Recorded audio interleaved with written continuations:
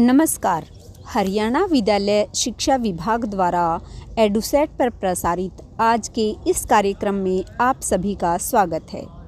आज की इस प्रस्तुति के अंतर्गत मैं आपके लिए लेकर आई हूँ 7वीं कक्षा की हिंदी की पुस्तक वसंत भाग 2 का पाठ 21 बड़ा आदमी किसको कहते हैं नामक कविता।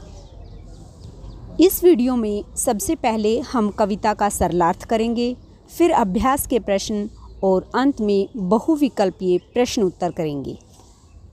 अब हम इस कविता को पढ़ते हैं जिसका नाम है बड़ा आदमी किसको कहते हैं।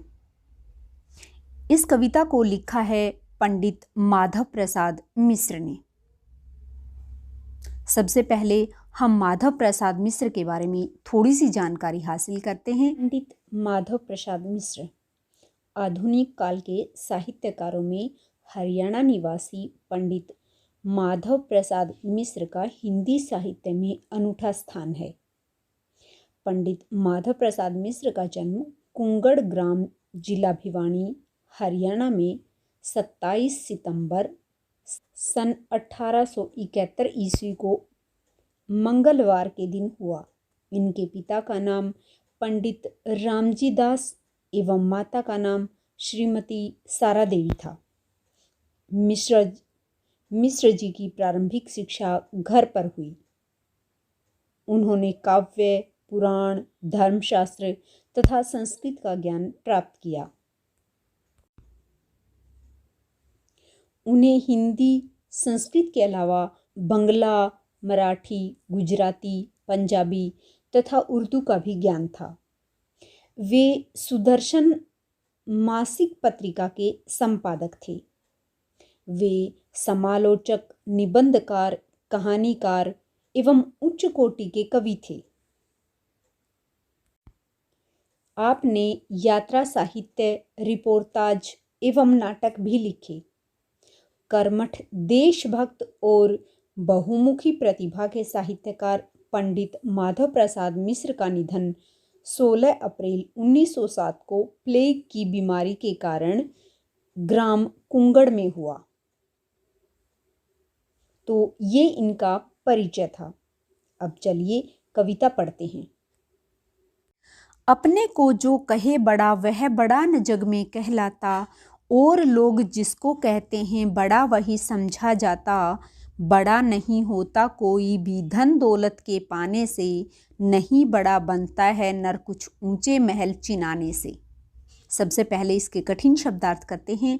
जग का अर्थ है संसार, धन दौलत का अर्थ है रुपया पैसा, चिनाना का अर्थ है बनवाना। अब मैं सबसे पहले आपको इस कविता के प्रसंग के बारे में बता देती हूँ कि इस कविता का प्रसंग कैसे लिखा जाएगा। प्रसंग है, प्रस्तुत पंक्तियाँ हमारी हिंदी की पाठ्य पुस्तक वसंत भाग 2 में संकलित कविता बड़ा आदमी किसको कहते हैं से अवतरित की गई है या ली गई है। इसके कवि पंडित माधव प्रसाद मिश्र हैं। इस कविता में उन्होंने बताया है कि अच्छे गुणों वाला व्यक्ति ही संसार में बड़ा आदमी समझा जाता है। अब हम इस पद्यांश को करते हैं। प्रथम पद्यांश को, अपने को जो कहे बड़ा वह बड़ा न जग में कहलाता। कवि कहते हैं कि जो व्यक्ति अपने आप को बड़ा कहता है इस संसार में वह बड़ा व्यक्ति नहीं कहलाता। तो कौन कहलाता है? और लोग जिसको कहते हैं बड़ा वही समझा जाता। और लोग यानी दूसरे लोग जिसको कहते हैं वही आदमी बड़ा आदमी समझा जाता है। अपने आप के बड़ा समझने से कोई आदमी बड़ा नहीं होता। आगे क्या कहते हैं? बड़ा नहीं होता कोई भी धन दौलत के पाने से, नहीं बड़ा बनता है नर कुछ ऊंचे महल चिनाने से। अगली पंक्तियों में कवि कहता है कि कोई भी आदमी धन दौलत के पाने से यानी रुपए पैसा कमाने से बड़ा नहीं बनता, और ना ही ऊंचे महल चिनाने से, यानी अगर वो बड़े बड़े महल बना लेता है तब भी वह बड़ा आदमी नहीं बनता।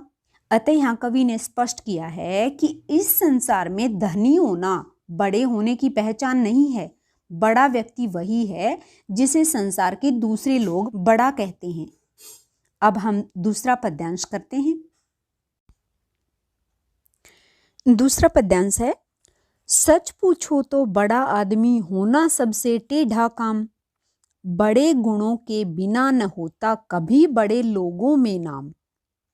जो तुम होना बड़ा चाहते तो उसका है उपाय, दुर्बल दीन अनाथ जनों की तन मन धन से करो सहाय। सबसे पहले हम इसके कठिन शब्दार्थ देखते हैं। टेढ़ा का अर्थ है कठिन, गुण का अर्थ है विशेषता, उपाय का अर्थ है तरीका, दुर्बल का अर्थ है कमजोर, दीन का अर्थ है असहाय, अनाथ का अर्थ है जिसका कोई न हो यानी लावारिस, जन का अर्थ है व्यक्ति और सहाय का अर्थ है सहायता। हम इस पद्यांश का सरलार्थ या व्याख्या करते हैं। सच पूछो तो बड़ा आदमी होना सबसे टेढ़ा काम। इन पंक्तियों में कवि कहते हैं कि वास्तव में संसार में बड़ा आदमी बनना या बने रहना बहुत ही टेढ़ा काम है, कठिन काम है। क्यों? बड़े गुणों के बिना न होता कभी बड़े लोगों में नाम। जब तक किसी व्यक्ति में बड़े गुण यानी बड़ी बड़ी विशेषताएं नहीं होती, तब तक उस व्यक्ति का नाम बड़े लोगों के नाम में शामिल नहीं होता। फिर उसके बाद कवि बताते हैं कि बड़ा आदमी कैसे बना जा सकता है। जो तुम होना बड़ा चाहते तो उसका है उपाय। कवि क्या कहते हैं कि अगर तुम बड़ा बनना चाहते हो तो उसका एकमात्र उपाय है, और वह उपाय क्या है? दुर्बल दीन अनाथ जनों की तन मन धन से करो सहाय। कि हम कमजोर, असहाय और अनाथ लोगों की अगर तन मन धन से सहायता करें तो हम बड़े आदमी बन सकते हैं, बड़े आदमी कहला सकते हैं। तो इन पंक्तियों में कवि ने स्पष्ट किया है कि कमजोर, असहाय और अनाथ लोगों की सहायता करके ही कोई व्यक्ति बड़ा आदमी कहला सकता है। अब हम तीसरा पद्यांश करते हैं। तीसरा पद्यांश है, भले बुरे का ज्ञान न जिसको अहंकार में रहता चूर, अपनी आप बड़ाई करता क्रोध लोभ जिसमें भरपूर, ऐसा मनुज धनी भी हो तो बड़ा न कहलावेगा, समझदार लोगों के आगे छोटा समझा जावेगा। इसके कठिन शब्दार्थ देखते हैं। भला बुरा का अर्थ है सही गलत, क्रोध का अर्थ है गुस्सा, ज्ञान का अर्थ है समझ, लोभ का अर्थ है लालच, अहंकार का अर्थ है घमंड, भरपूर का अर्थ है भरा पूरा, चूर का अर्थ है बेसुध, मनुज का अर्थ है मनुष्य या नर, बड़ाई का अर्थ है प्रशंसा और धनी का अर्थ है पैसे वाला। अब हम इसका सरलार्थ करते हैं। तीसरे पद्यांश का सरलार्थ करते हैं। भले बुरे का ज्ञान न जिसको अहंकार में रहता चूर। इन पंक्तियों में कवि कहते हैं कि जिस मनुष्य को सही गलत की समझ नहीं होती और जो हमेशा अपने अहंकार में बेसुध रहता है, अपने घमंड के कारण बेसुध रहता है और क्या करता है, अपनी आप बड़ाई करता, अपनी प्रशंसा खुद करता है, क्रोध लोभ जिसमें भरपूर और जिसमें गुस्सा और लालच भरा पड़ा है, ऐसा मनुज धनी भी हो तो, अगर ऐसा मनुष्य धनवान भी हो, पैसे वाला भी हो, तो बड़ा न कहलावेगा। अगर पैसे वाला है तब भी वह बड़ा नहीं कहलाएगा। समझदार लोगों के आगे छोटा समझा जावेगा, और समझदार लोगों के आगे ऐसा व्यक्ति हमेशा छोटा ही समझा जाएगा। यहाँ कवि ने स्पष्ट किया है कि अज्ञानी, अहंकारी, अपनी प्रशंसा खुद करने वाला, क्रोधी और लालची व्यक्ति चाहे धनी हो तब भी वह बड़ा नहीं कहलाएगा। अब हम अगला पद्यांश करते हैं। अगला पद्यांश है, सद्गुण से जो बड़े बने हैं बड़े वही कहलाते हैं, बुद्धिमान विद्वान जनों में सारे आदर पाते हैं।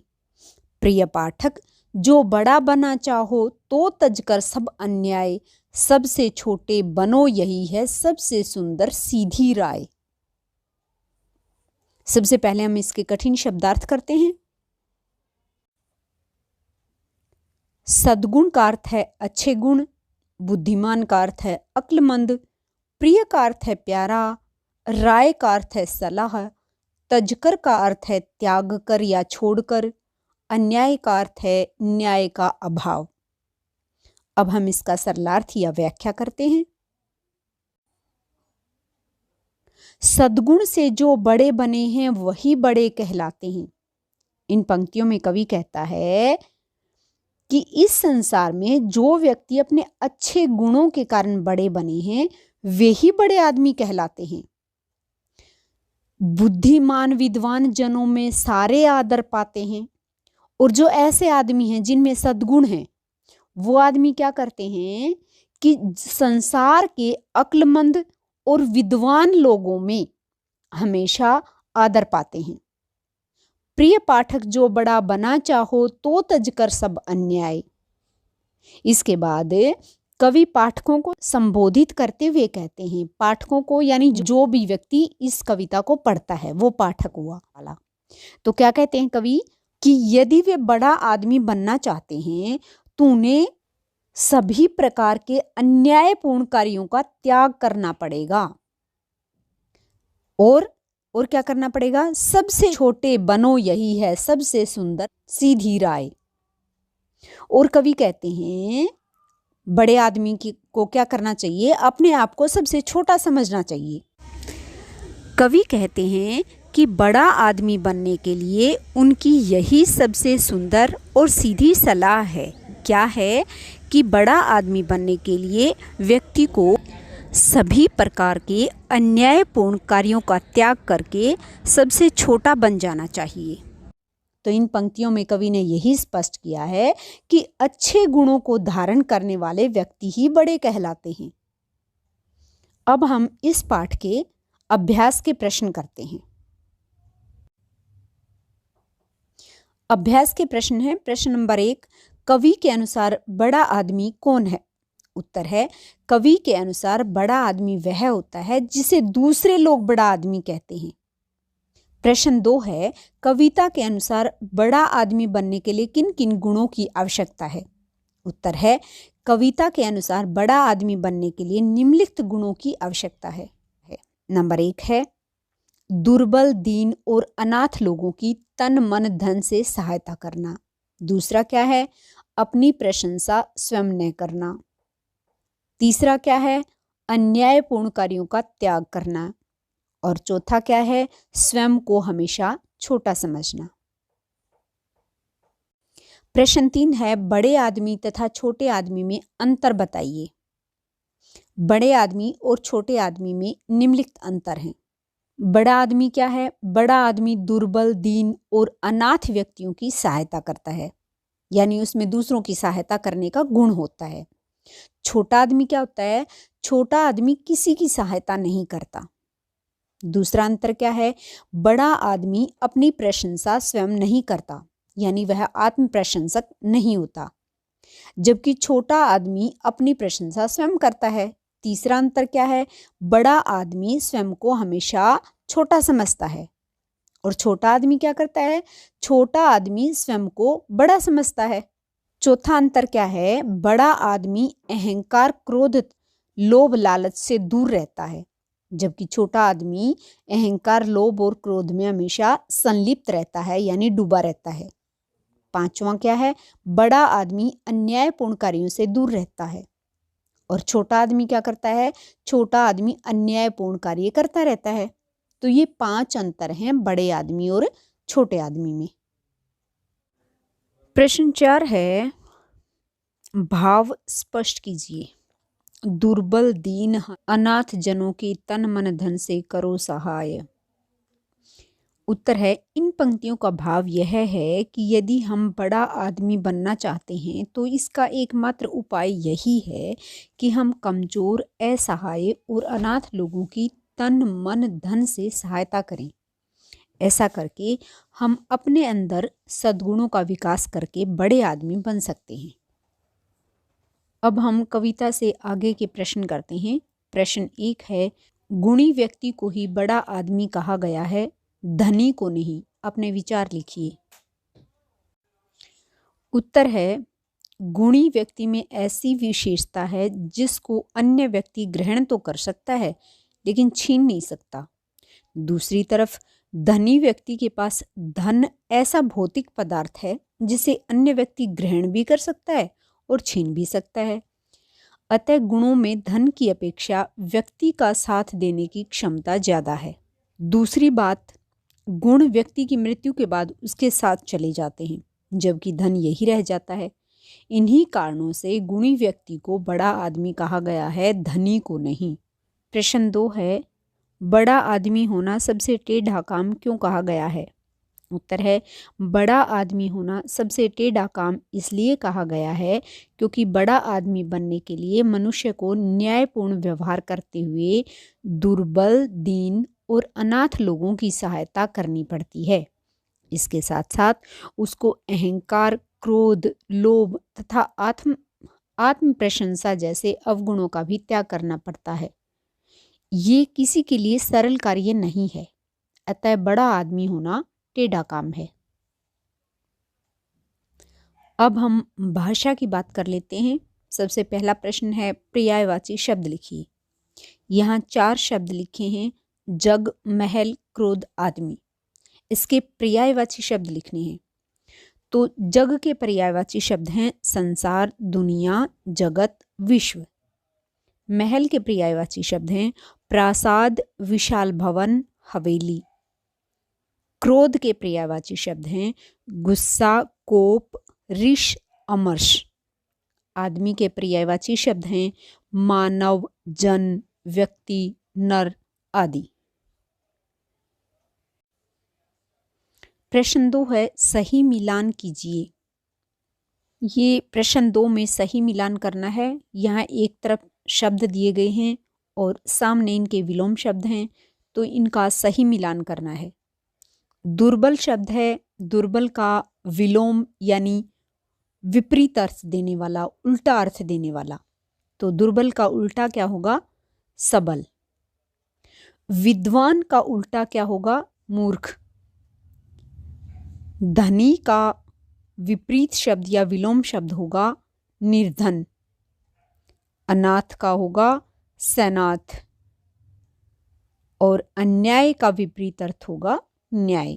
तो इस प्रकार हमने इन शब्दों का विलोम शब्दों के साथ मिलान कर दिया। अब हम इस पाठ के बहुविकल्पीय प्रश्न करते हैं। बहुविकल्पीय यानी जिसके कई सारे विकल्प हों, उसमें से हमें एक सही विकल्प चुनना है।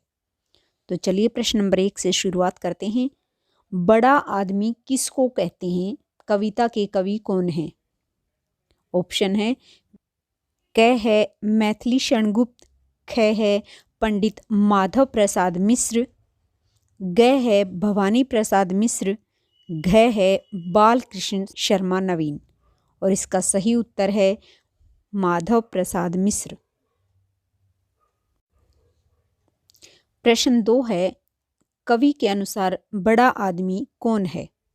ऑप्शन है, क धनवान व्यक्ति, ख निर्धन व्यक्ति, ग जिसे दूसरे लोग बड़ा कहते हैं, या घ बलवान व्यक्ति। सही उत्तर जिसे दूसरे लोग बड़ा कहते हैं। प्रश्न 3, कविता के अनुसार बड़ा आदमी बनने के लिए किन गुणों की आवश्यकता है? ऑप्शन है, क सद्गुणों की या बड़े गुणों की, ख है छोटे गुणों की, ग है दुर्गुणों की, या घ है उपर्युक्त सभी की। सही उत्तर क है सद्गुणों की या बड़े गुणों की। प्रश्न 4 है, किसके पाने से कोई व्यक्ति बड़ा नहीं होता? ऑप्शन है, क ऊंचे महल चिनाने से, ख शास्त्रों का ज्ञान प्राप्त करने से, घ धन दौलत के पाने से, या घ इनमें से कोई नहीं। सही उत्तर ग है, धन दौलत के पाने से कोई व्यक्ति बड़ा नहीं होता। प्रश्न 5 है, कवि के अनुसार सबसे बड़ा काम क्या है?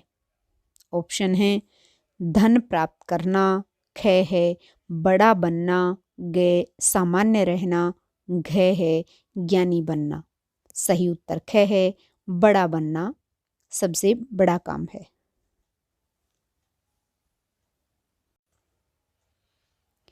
प्रश्न 6 है सद्गुण शब्द का क्या अर्थ है? ऑप्शन है क छोटे गुण, ख बड़े गुण, ग बुरे गुण या घ अच्छे गुण। सही उत्तर है सद्गुण का अर्थ है अच्छे गुण।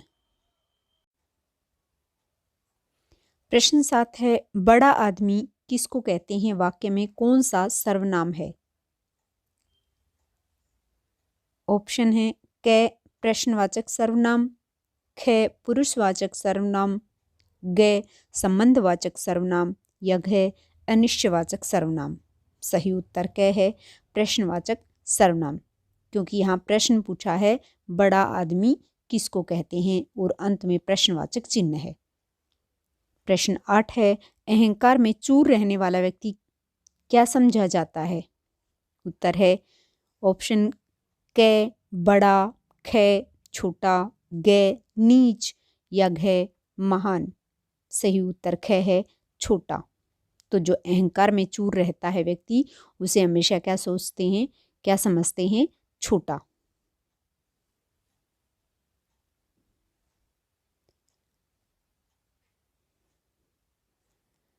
प्रश्न 9 है बुद्धिमानों तथा विद्वानों में कौन आदर पाते हैं? ऑप्शन है क ज्ञानी व्यक्ति, ख महान व्यक्ति, ग संस्कारी व्यक्ति या घ सद्गुणों से जो बड़े बने हों। सही ऑप्शन घ है सद्गुणों से जो बड़े बने हों वे विद्वानों में और बुद्धिमानों में हमेशा आदर पाते हैं। प्रश्न 10 है कविता में पाठक किसके लिए प्रयुक्त हुआ है? ऑप्शन है क बड़ों के लिए, ख छोटों के लिए, ग कविता पढ़ने वालों के लिए या घ कवि के लिए। सही उत्तर ग है कविता पढ़ने वालों के लिए पाठक शब्द का प्रयोग किया गया है।